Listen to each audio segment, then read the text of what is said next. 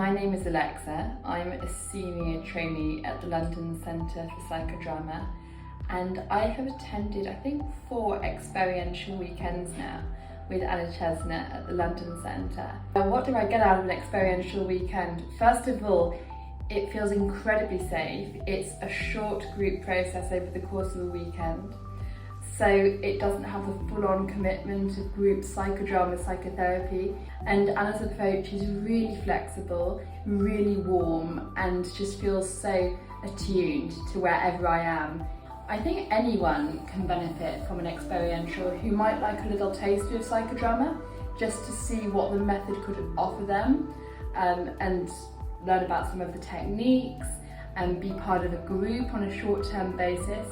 I think it can also benefit people who've been engaging with action methods. Just give it a go, come along. You can find details on our website. The experiential weekends run 4 times a year, and you never know, I might see you there.